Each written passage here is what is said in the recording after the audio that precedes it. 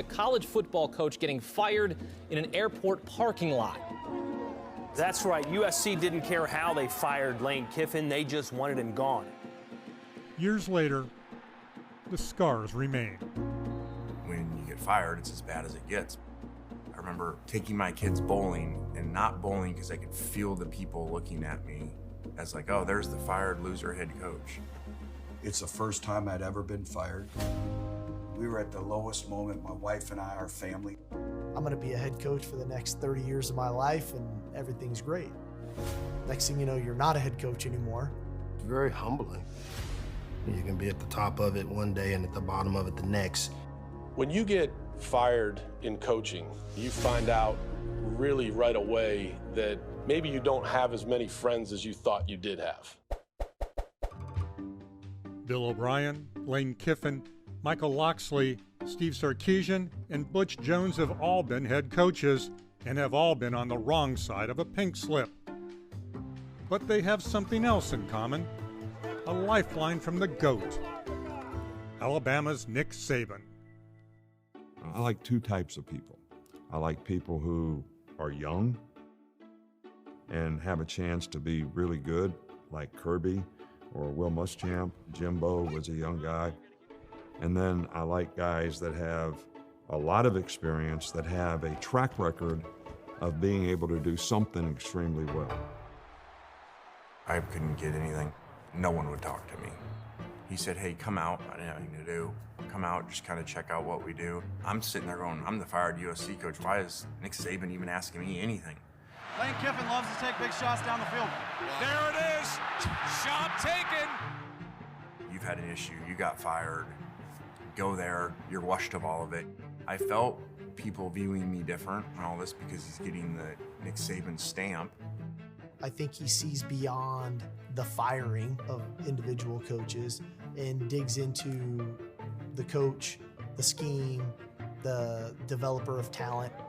You're able to watch coach every single day, and the process is something that he talks about a lot, and you learn about the different processes within the program. And I think that's something that has been invaluable to me. Kiffin and O'Brien came in as offensive coordinators, but Sarkisian, Locksley, and Jones were hired as analysts, which is near the bottom of the Bama coaching food chain. Do you remember how much you made your final season at Tennessee?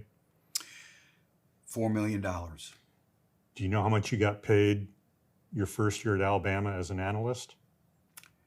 $30,000. I think I made $35,000. I told Nick I'll do it and I'll do it for free. I'm making $35,000 a year, 27 years into the profession.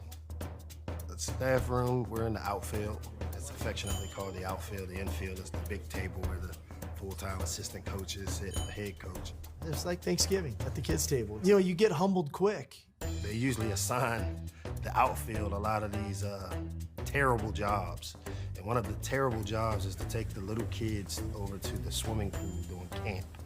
I go from running a full football organization to pool duty. I said, man, I really have hit rock bottom right here. That's terrible ball security, Zay. Locksley worked his way from rock bottom to offensive coordinator. So did Sarkisian. Jones was named special assistant to the head coach. Eventually, each got another chance to run his own program. As I like to say, the holy water of Nick Saban thrown on you to say yes. I'm proud of the fact that we've had a lot of guys here that were good people, that did a really good job, and they got rewarded because of the good job that they did. Hook 'em. But I don't think it's because of Nick Saban. I think it's because of Alabama, the whole team, the whole program. I would not be sitting here as the head coach at the University of Texas. I wouldn't be the head coach of an SEC program. If it hadn't been for the time I spent working under Coach Saban, there's no doubt. If it were not for Nick Saban. If it wasn't for Nick Saban.